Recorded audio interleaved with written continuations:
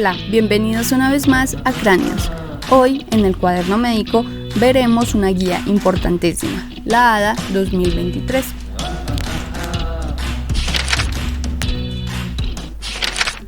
Bueno, ¿y cuáles fueron los cambios que hubo de guía de 2022 a 2023? Pues básicamente las que tenemos aquí.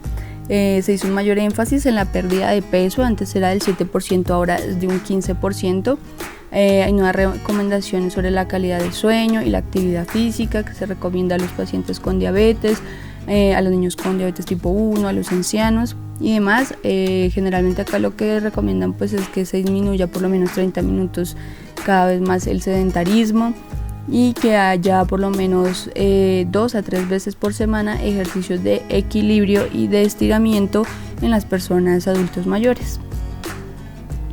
También pues se hace consideración en los determinantes sociales de la salud, se hace unas nuevas medidas para el diagnóstico de hipertensión, dado que se cambia el valor, ya no va a ser 140/90, sino se va a considerar hipertensión arterial a partir de 130/80. Se ve ya más un amplio uso del inhibidor CGLT2, sobre todo para lo que es riesgo cardiovascular. Y hay nuevas recomendaciones para el manejo de lípidos, teniendo ahora unas metas más estrictas, sobre todo para el LDL. Cuanto a su clasificación y diagnóstico, entonces bueno, tenemos la clasificación pues ya conocida, la diabetes tipo 1, que pues se sabe que es una enfermedad más autoinmune que produce la destrucción de las células betas del páncreas, por lo cual hace que no haya producción de insulina y pues se genere la diabetes. Mientras que en la diabetes tipo 2, que es más adquirida a lo largo de la vida, entonces esta es más progresiva, no es autoinmune y lo que genera es que haya como un déficit en la secreción de insulina por parte de las células beta, y también va a haber resistencia a la insulina y un síndrome metabólico asociado. También, como recordarán, está también la diabetes gestacional, que generalmente se diagnostica entre la semana 24 y la semana 28, cuando se hace pues el tamizaje para esta enfermedad en las mujeres embarazadas.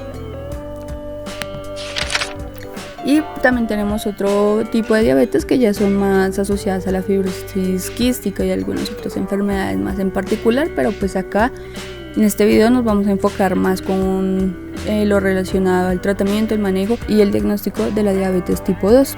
Acá tenemos los criterios, siguen siendo prácticamente los mismos para el diagnóstico de diabetes: una glucosa en ayunas mayor de 126 o al azar mayor de 200, o también si se hace una prueba con carga de 75 gramos y de mayor de 200.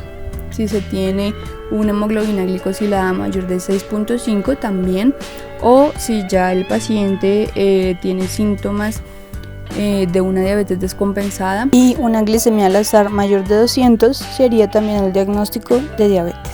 Cabe decir que en general tanto la glicemia en ayunas como la postcarga y a las 2 horas y la hemoglobina glicosilada son igualmente apropiados para la detección diagnóstica.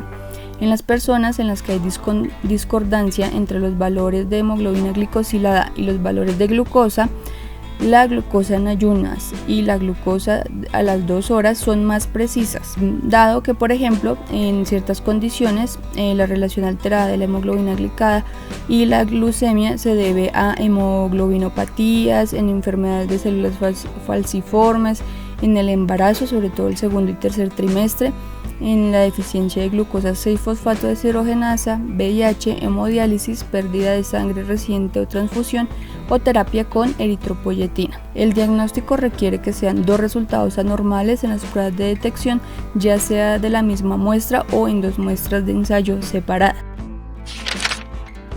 Tenemos el diagnóstico de prediabetes. Acá se modificó un poquito, se amplió un poco más el rango, ya no va de 105, sino ahora va a ser desde 100 la glicemia en ayunas hasta 125 para un diagnóstico de prediabetes, y una glicemia a las 2 horas o durante una glicemia oral de carga de 75 gramos que sea de 140, o una hemoglobina glicada de entre 5.7 a 6.4.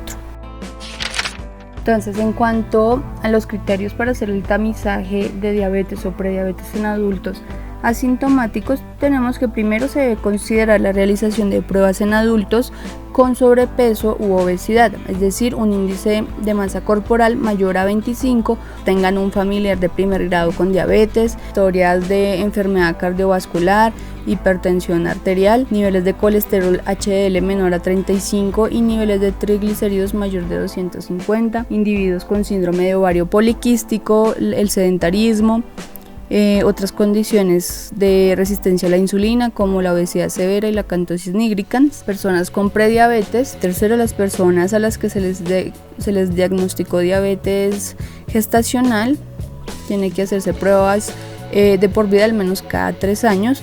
Para todas las personas las pruebas deben comenzar a los 35 años. Si los resultados son normales, las pruebas deben repetirse en intervalos mínimos de 35 años. Y personas con VIH. Acá la ADA nos sugiere una tabla para medir el riesgo para diabetes tipo 2, también como forma de tamizaje, pues esta es una manera ya más opcional para determinar estos riesgos. Entonces pues vamos llenando las preguntas según la puntuación que indican ahí, y si hay un score mayor de 5 o más, ya sería alto riesgo. Posteriormente se deben evaluar complicaciones. Entonces se debe ver si hay enfermedad arteriosclerótica, si hay un historial de insuficiencia cardíaca, si hay factores para riesgo de cardiovascular, si hay ya una enfermedad renal crónica, si hay riesgo de hipoglicemia, si hay retinopatía, neuropatías. Se deben establecer las metas de la hemoglobina glicosilada, de la glicemia. Si hay hipertensión también se deben mantener ciertas metas, y también se debe gestionar lo que es el estilo de vida, las terapias farmacológicas y no farmacológicas. Entonces, entre estas teníamos evaluar los riesgos de hipoglicemia. Entonces, esta tabla nos muestra qué factores aumentan este riesgo. Generalmente la principal causa de hipoglicemia es el uso de insulina. También está el deterioro de la función renal o hepática, que ya el paciente lleva con una diabetes pues ya desde hace mucho tiempo.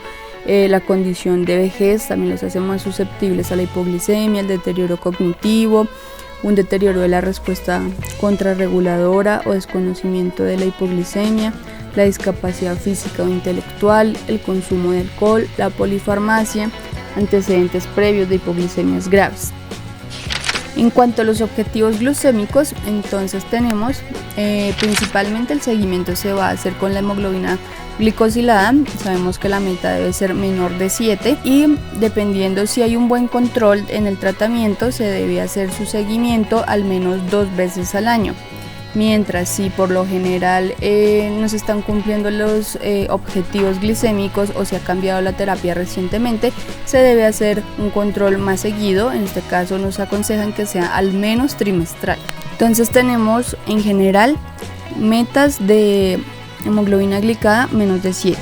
Las metas de glicemia en ayunas debe ser de 80 a 130, y la meta de una glicemia postprandial es menos de 180.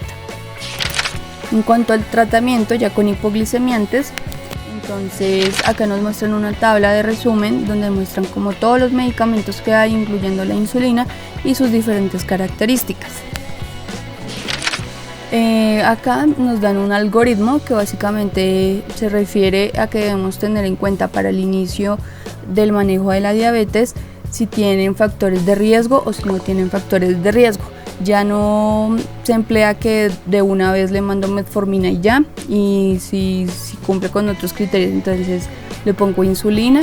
No, acá ya nos ponen a que debemos individualizar el tratamiento del paciente según las comorbilidades que tenga. Entonces, si digamos las personas tienen una enfermedad cardiovascular arteriosclerótica y un alto riesgo cardiovascular, dado porque es mayor de 55, porque tiene obesidad, hipertenso, fumador, dislipidemia o albuminuria, entonces debemos iniciar o GLP-1 o SGLT2. Con alguno de estos no se llega a metas, entonces se pueden poner los dos al tiempo. Si definitivamente no funciona, entonces pues ya tocaría mirar adicionar algún otro medicamento o incluso insulina. Si se diera el caso de que se use insulina, se recomienda entonces que sea más con un GLP-1, dado que tiene una mayor eficacia, durabilidad del efecto del tratamiento y beneficio en el peso y en la hipoglicemia. Si el paciente tiene una falla cardíaca o una enfermedad renal, entonces es preferible iniciar con SGLT2. Si no funciona, entonces agregarle GLP-1. El paciente no tiene ninguna de estas comorbilidades, pero entonces digamos es diabético y obeso, entonces está al lado derecho. Tenemos ahí en este lado para individualizar, entonces dependiendo de lo que queramos con el paciente. En este caso queremos que baje de peso, que es una de las metas.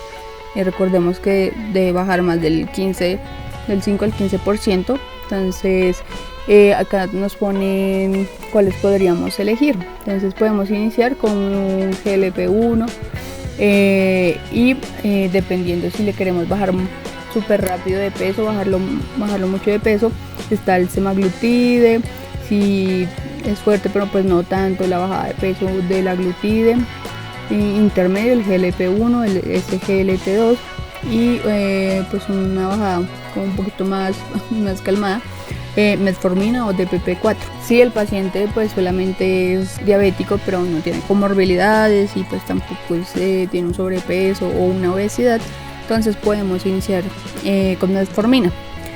Si en algún momento, digamos, la hemoglobina glicosilada que tenemos está por encima de las metas 1.5 a 2%, por ejemplo, tenemos que la meta es 7 y tiene 9, entonces ahí ya podríamos iniciarle de una vez tratamiento dual. No necesariamente metformina, ir escalando, sino de una vez poner el tratamiento dual. Esto con el fin de reducir de forma más potente la glucosa y mantener su nivel objetivo de hemoglobina glicosilada. Bueno, y entonces cuando iniciaríamos insulina, se inicia la insulina cuando hay una evidencia de catabolismo, o sea, de pérdida de peso, de síntomas de hiperglicemia exacerbados, o cuando se tiene una hemoglobina glicada mayor del 10% o niveles en sangre mayor de 300, que son muy altos.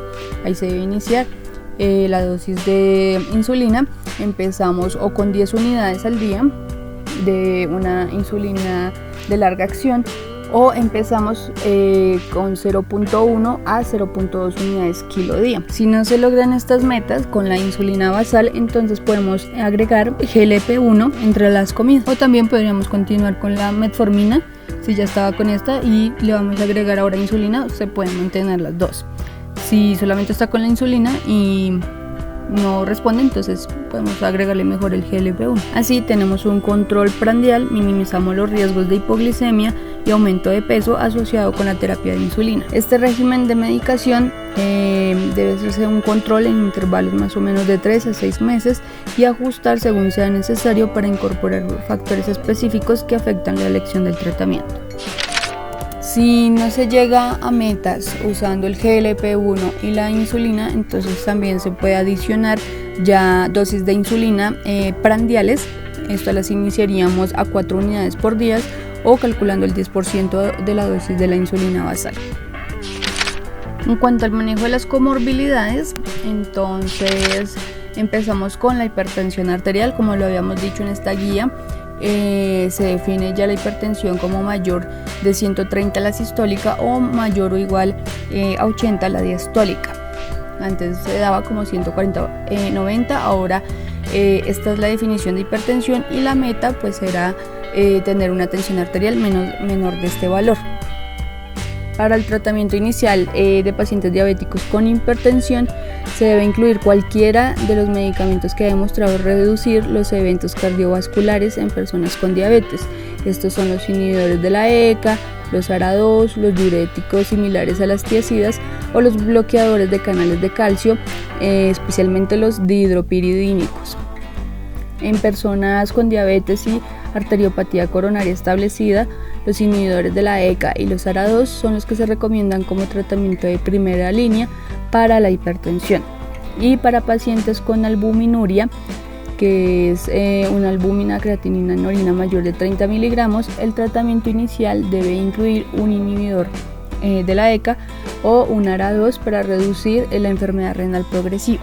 Si no se tiene este valor de albuminuria, si está prácticamente normal, darle un IECA o un ARA2 en realidad no evita que haya algún proceso de degeneración renal. Solamente si ya está afectado, sí hace que mejore. Luego tenemos el manejo de la dislipidemia. Se debe intensificar la terapia del estilo de vida y por lo cual se debe hacer también un control glicémico y de niveles de triglicéridos, si está mayor de 150, de colesterol HDL si está bajo de 40 y bajo de 50 para las mujeres.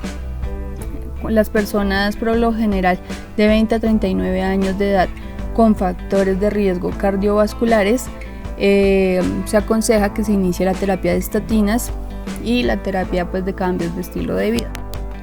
Si las personas tienen de 40 a 75 años pero no tienen enfermedad arteriosclerótica, igual se debe empezar en estatinas con una intensidad moderada, más los cambios de vida.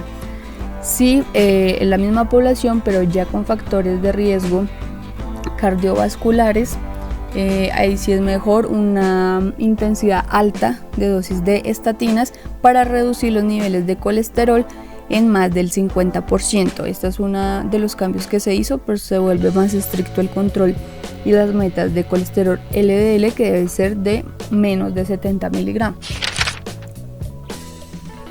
Los agentes antiplaquetarios, entonces podemos usar la aspirina de 75 a 162 miligramos día como estrategia de prevención secundaria en personas con diabetes y antecedente de enfermedad cardiovascular arteriosclerótica, y personas que sean con una alergia documentada a la aspirina, se puede usar clopidogrel. Para la enfermedad cardiovascular, entonces ya como lo hemos dicho, se va a usar el CGLT2 o un GLP-1, dado que se ha demostrado en varios estudios recientes que tienen impacto sobre la enfermedad cardiovascular, ya que reducen el riesgo de eventos cardiovasculares adversos mayores y hospitalizaciones por insuficiencia cardíaca. También reducen el riesgo de eventos renales adversos y reduce el riesgo de empeoramiento de la insuficiencia cardíaca y la muerte cardiovascular. En la enfermedad renal, entonces va a ser un SGLT2 si tienen una tasa de filtración glomerular estimada mayor o igual a 20 mililitros. Ya la atención hospitalaria, entonces tenemos que todo paciente debe contar con una prueba de hemoglobina glicosilada si no se tiene un valor previo de hace menos de 3 meses. Y tenemos que las metas glicémicas van a ser mantener una glicemia de 140 a 180 en pacientes en estado crítico o no crítico. Entonces, si un paciente tiene una glicemia mayor de 180, podemos empezar la terapia con insulina. Entonces, básicamente, si tenemos una persona que no está comiendo, vamos a tener que estarle haciendo glucometrías, o pues acá lo llaman control de glucosa en el punto de atención. Se deben hacer estas cada 4 a 6 horas. Si el paciente también está sin comer, lo que más se recomienda es una corrección de insulina basal más el bolo. Si el paciente sí está comiendo, entonces se puede usar la insulina basal, las prandiales y hacerse correcciones. No se recomienda el uso de esquema móvil de insulina, que es aplicar solamente correcciones sin tener una insulina basal. Bueno, este sería entonces nuestro resumen de la guía ADA 2023. Abajo en la cajita de descripciones les vamos a dejar el link para que puedan encontrar la guía completa. Gracias por ver este canal, no olviden suscribirse y darle like. Nos veremos en un nuevo video. Adiós.